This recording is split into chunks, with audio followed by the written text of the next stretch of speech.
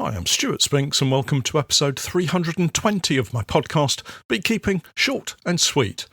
I recently used some Formic Pro to treat a colony showing severe signs of Varroa damage, so much so I think they may have been close to collapse. Well, the results are in. Stay tuned to hear if I managed to save them or if sadly I'm cleaning out another beehive.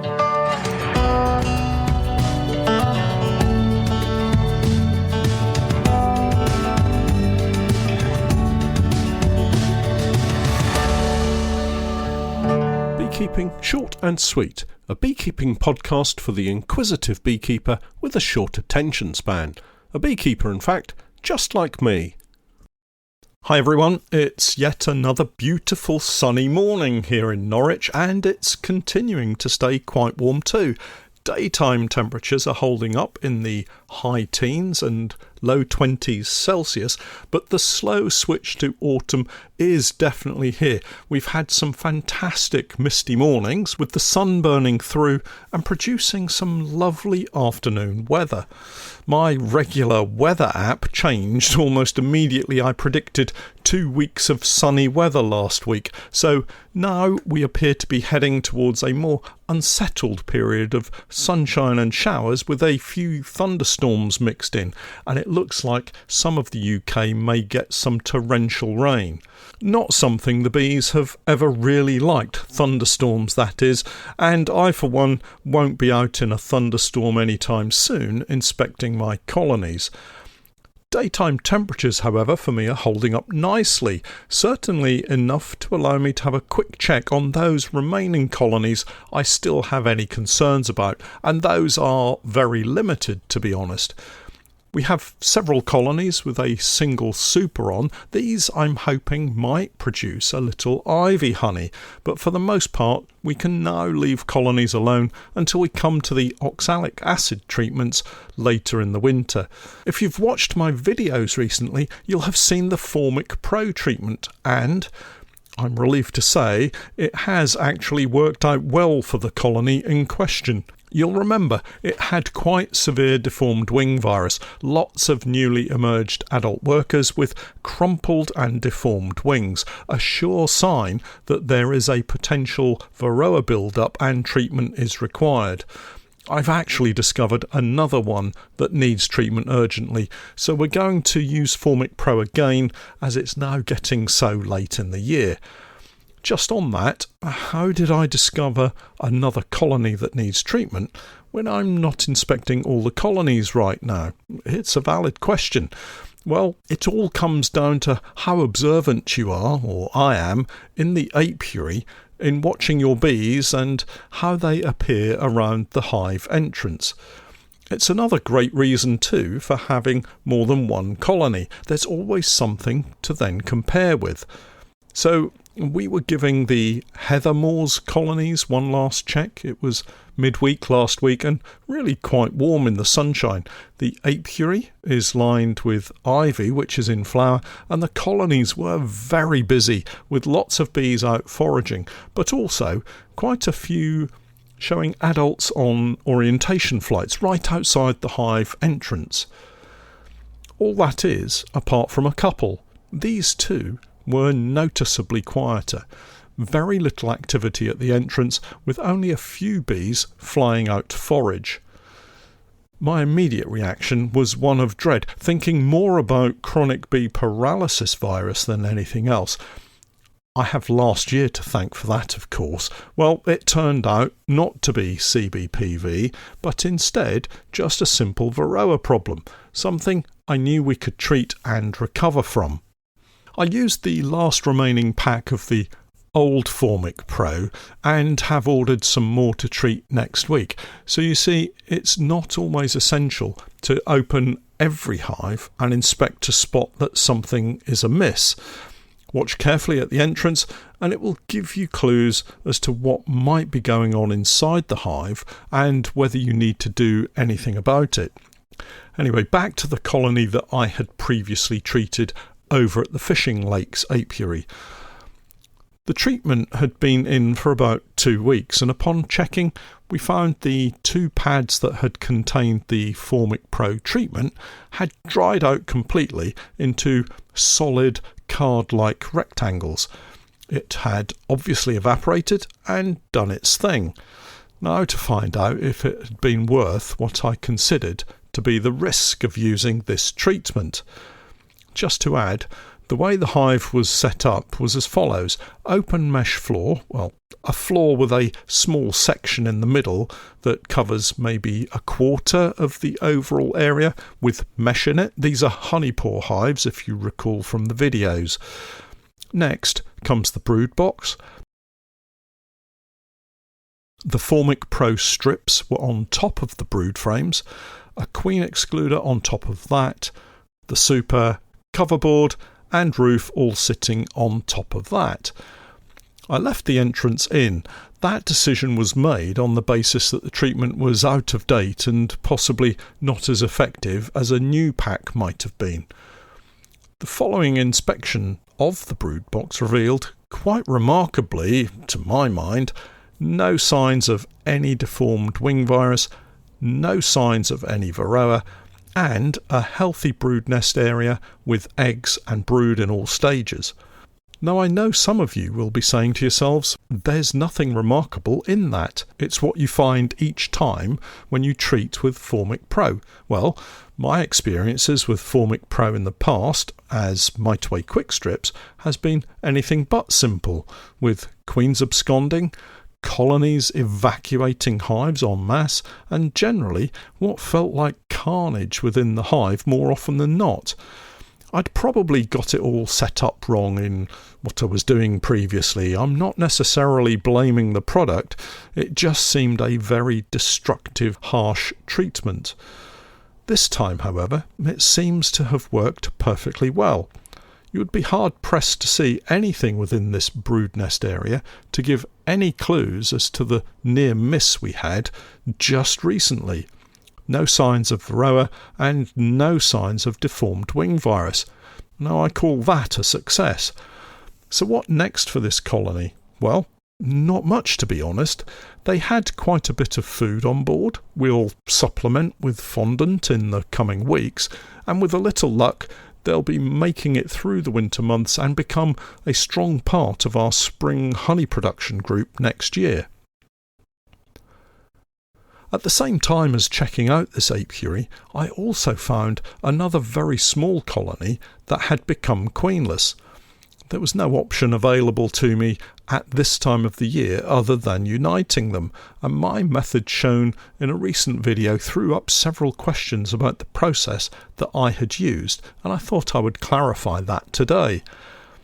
We had 2 colonies on a twin stand, side by side, one queen-right and strong, one queenless and quite weak. Weak in terms of the number of bees, not health-wise. Both colonies were perfectly healthy. At this time of the year, I feel it's too late to try to recover such a colony with so few bees in the brood box, maybe 2 seams of bees. There just wouldn't be enough to manage any eggs and brood that a new queen might lay, and the colony simply wouldn't build up into the size of colony required to see out the cold, dark months of winter. They would likely die of hypothermic shock, freeze to death in other words. Thinking about the same colony in late spring, we could easily then introduce a new queen and leave them to grow successfully into a strong colony for the summer, maybe even producing a super of honey for us. But that just isn't going to happen as we approach the autumnal weather conditions of the next couple of months. Far better to save the bees and those very precious brood frames filled with stores by uniting them with another colony than see it all go to waste. So what I did was to unite them together. One strong queen-right colony, one weak queenless colony. My preferred method is to put the queen-right colony on top of the queenless colony, and in this instance I used the position of the queen-right colony, forcing workers from that queen-right colony to move through the brood box of the queenless colony. Some of the comments I've had were concerned that it would cause fighting and multiple deaths of workers as they fight it out as the queen-right colony bees work their way through the queenless brood box. So here, for clarity, is the setup, why I had configured it this way, and the outcome. Working from the floor upwards and on the stand position of the queen-right colony, we have a floor, the brood box containing the queenless colony, a sheet of newspaper, the queen-right brood box, queen excluder, super, feeder, and roof. The flying bees from the queen-right colony will return to their hive and find that queenless colony in the brood box directly on the floor. These workers have been out foraging and are coming back loaded with nectar and pollen, mostly from ivy. Being well provisioned, they're unlikely to be held up or challenged, but rather accepted into the colony. Remember, the queenless colony is very low on bees, so low in fact that the returning workers from the queen-right colony will probably outnumber them very quickly. Meanwhile, in the upper queen-right brood box, the bees will begin to chew through the newspaper and the queen's pheromones will dominate the combined hives. The weaker, queenless colony will mix with the queen-right colony and within a matter of a day or so will have been entirely integrated with that queen-right colony. Now, I chose to put the queen-right colony on top for a particular reason, and here's why. My intention is to leave them as a double brood box over the winter period. I'm going to remove the super, hopefully with a crop of ivy honey in it, along with the queen excluder. And so the hive setup will be a floor, brood box 1, brood box 2, integrated feeder and roof. This is a techno set hive and hence has a feeder that stays on the hive all year round. I don't want to disturb them too much going forward. All I'll do is remove the surplus newspaper from the outside of the hive, take off the queen excluder and super, and that will be pretty much it. With the queen-right brood box on top, and this may only be to help me sleep better at night, I would suggest that the brood nest within is held away from the floor and any chilly winds or damp weather that might get in over the coming winter period. This means the bees within the brood nest area, in the top box, should have less work to do in order to maintain that all-important brood nest temperature throughout this colder part of the year, hopefully resulting in less energy requirements and thus less food reserves being eaten. If I had placed it the other way round, with the queen-right colony on the bottom, there would be a very large void directly above the brood nest area that would draw heat away from the brood, meaning the bees would have to work harder to keep both brood boxes warm. With my setup, they only have to worry about the top box and can move away from the bottom box and the cold beneath. It's always worked for me in the past and a method I was taught many years ago when I was first getting started in beekeeping. All of that said, I know some beekeepers do use the opposite setup and it seems to work fine for them. So, once more in beekeeping, many ways to accomplish the same results. So that's an example of a colony I had to check out, as it turns out, with good reason. But now's not the time to be carrying out inspections just because it's a warm day. I would stop inspecting now if you believe your colony is queen-right and is in good health. You'll not achieve anything positive by inspecting a healthy queen-right colony at this time of the year, and in fact you may do more harm than good. We should probably have a drum roll at this point. It's time to start hefting, lifting the back of the hive and gauging the weight of everything within. A heavy hive right now is probably a good sign, and a light hive might need some attention, maybe even an inspection. Either way, the light hive will need feeding, and that brings me on to another question: light syrup, heavy syrup, or fondant? Tradition would tell you to feed heavy syrup, and I guess I would go along with that. Light syrup now causes the bees an awful lot of work trying to process it into something more manageable that they can keep over winter. Heavy syrup has far less water in it and is so much easier for them to reduce further and cap over. And that brings us on to fondant, something that we're using exclusively right now. Why? Well, the simple truth is I have a pallet of the stuff, and there's no point buying in syrup when we have a plentiful supply of sugar for the bees to use now anyway.